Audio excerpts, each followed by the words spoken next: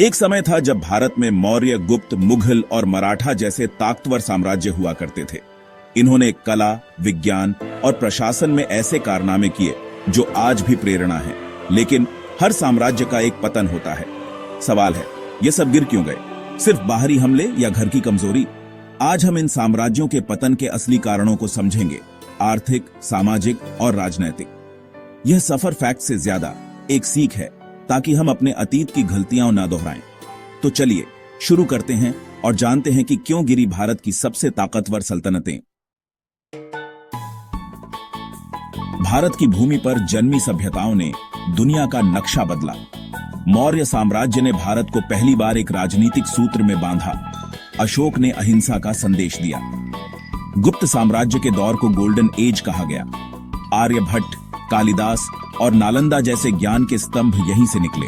मुगलों ने ताजमहल, एक मजबूत प्रशासन और एक समृद्ध अर्थव्यवस्था दी। मराठाओं ने गुरिल्ला वॉरफेयर और स्वराज का सपना दिया। हर साम्राज्य ने अपनी एक अलग पहचान और विरासत छोड़ी। लेकिन कोई भी साम्राज्य सदैव नहीं रहता। इनके पतन के पीछे क्या था, आगे हम यही समझेंगे। किसी भी साम्राज्य को गिराने के लिए सबसे पहले उसकी नींव में लगती है दीमक, घर की कमजोरी। बाहर से आने वाले दुश्मन तभी सफल होते हैं जब अंदर से साम्राज्य कमजोर हो चुका होता है। यह कमजोरी धीरे धीरे पनपती है, जैसे एक अनदेखी बीमारी जो साम्राज्य के शरीर को अंदर ही अंदर खा जाती है। सबसे बड़ी कमजोरी थी उत्तराधिकार का संघर्ष, तख्त के लिए भाई भाई में युद्ध, जैसे मुगलों में शाहजहां के बेटों का खूनी संघर्ष।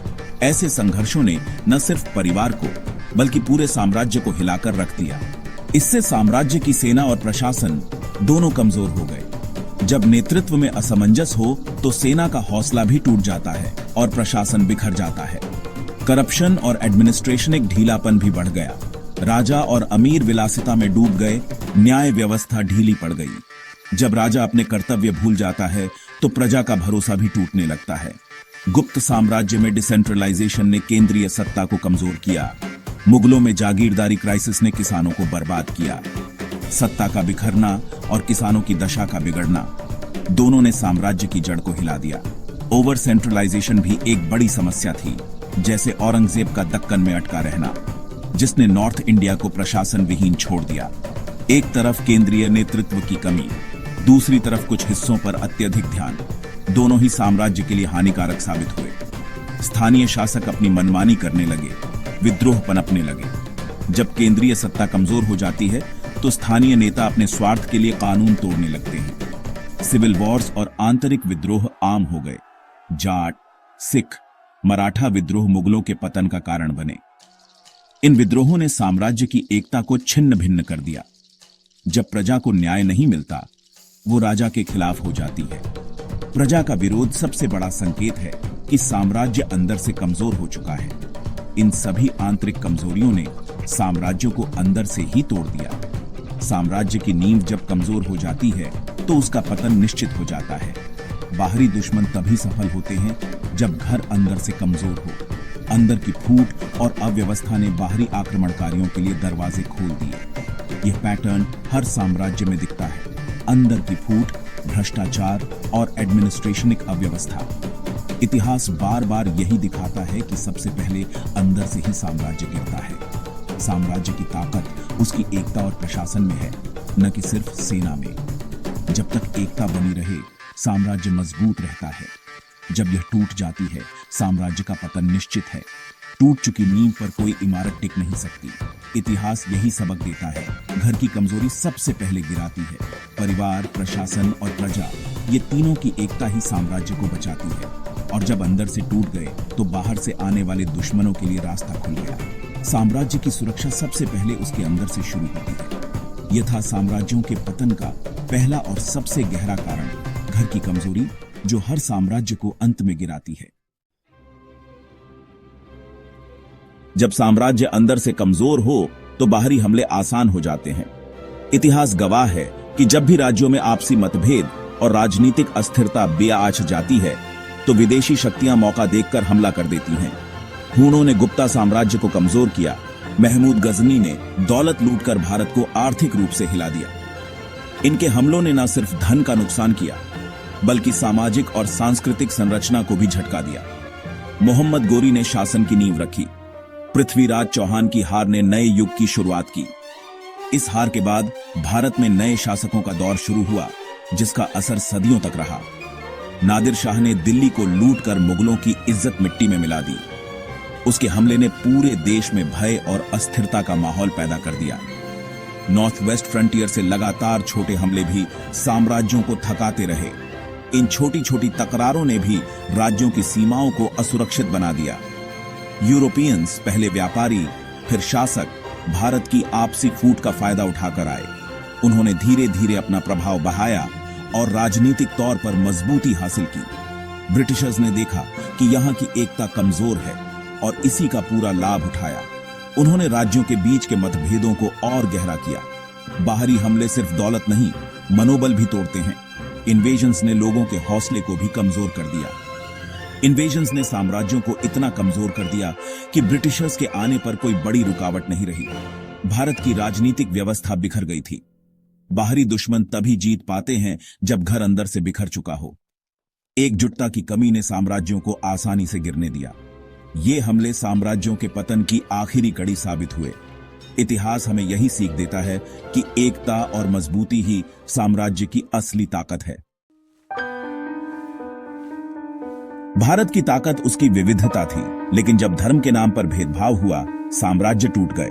अकबर ने सबको साथ लेकर चला, इसलिए मुगल साम्राज्य मजबूत रहा। औरंगजेब ने धार्मिक असहिष्णुता अपनाई, जजिया टैक्स, मंदिर तोड़ना और कलाओं पर प्रतिबंध, जिससे राजपूत, सिख और मराठा विद्रोह भड़क उठे। प्रजा का विश्वास टूट गया और साम्राज्य अंदर से कमजोर हो गया। ये विद्रोह सिर्फ धार्मिक नहीं, आर्थिक और राजनीतिक भी थे, लेकिन धर्म ने इन्हें और भड़का दिया। जब राजा अपनी प्रजा के धर्म और संस्कृति का सम्मान नहीं करता, तो प्रजा वफादार नहीं रहती। इतिहास गवाह है, भेदभाव ने हमेशा साम्राज्यों को कमजोर किया। एकता की जगह जब फूट आई, साम्राज्य बिखर गए। ये सबक है, एक साम्राज्य सिर्फ सेना से नहीं, प्रजा के विश्वास से चलता है।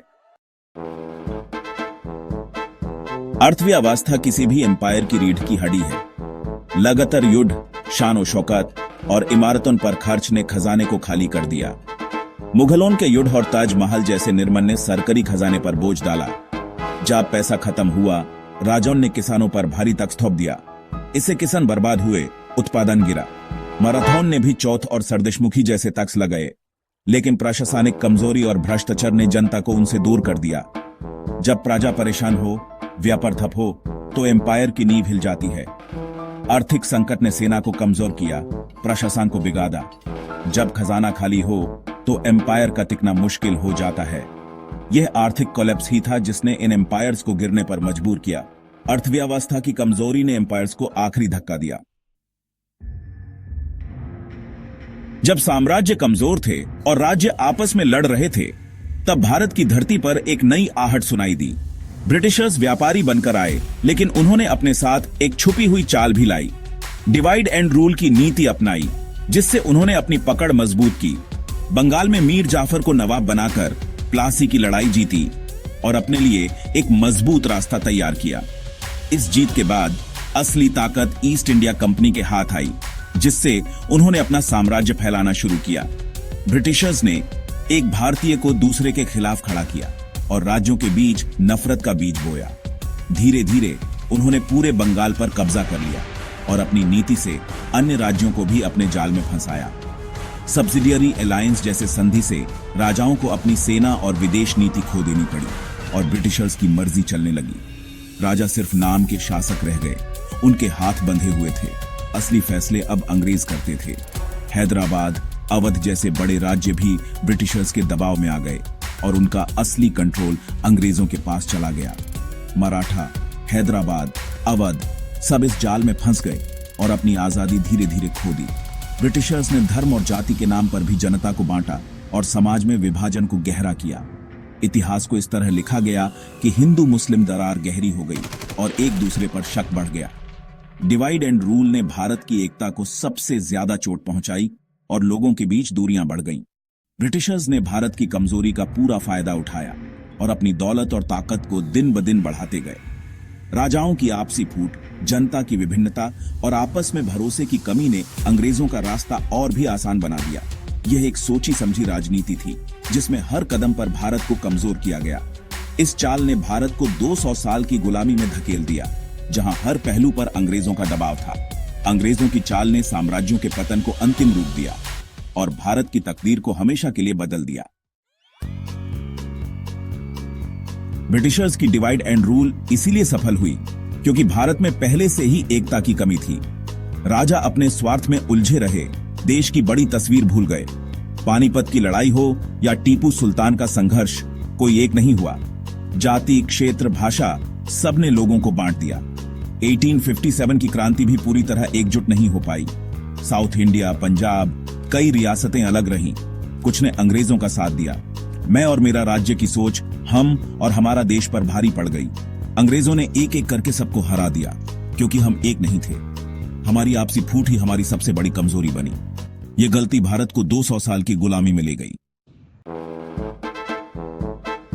भारत के साम्राज्यों का पतन एक ही कारण से नहीं, बल्कि आंतरिक कमजोरी, बाहरी हमले, धार्मिक भेदभाव और आर्थिक संकट के मिलने से हुआ। मौर्य, गुप्ता, मुगल, मराठा सबके पास ताकत थी, लेकिन एकता की कमी थी। ब्रिटिशर्स ने हमारी कमजोरी का फायदा उठाया क्योंकि हम पहले से ही डिवाइडेड थे। इतिहास यही सिखाता है, एकता में ही बल है। जब हम जाति, धर्म या प्रदेश के नाम पर बंटते हैं तो बाहरी ताकतें हम पर हावी हो जाती हैं। आज भी यही चुनौती है, अनेकता में एकता बनाए रखना। हमारी पहचान हमारी अनेकता है, ताकत हमारी एकता। इतिहास की गलतियों से सीखकर ही हम एक नया शक्तिशाली भारत बना सकते हैं। ये कहानियां चेतावनी है, एकता में बल, फूट में पतन। हमें इस सब को हमेशा याद रखना होगा। ये थी भारत के साम्राज्यों के उत्थान और पतन की कहानी। इतिहास बताता है, शक्ति और समृद्धि स्थायी नहीं, लेकिन एकता और सही नीतियां हमेशा कायम रहती हैं। हर साम्राज्य ने एक विरासत दी, एकजुटता, सांस्कृतिक उत्कर्ष, प्रशासन, स्वराज। इन विरासतों को संजोकर, गलतियों से सीखकर ही हम आगे बढ़ सकते हैं। जय हिंद।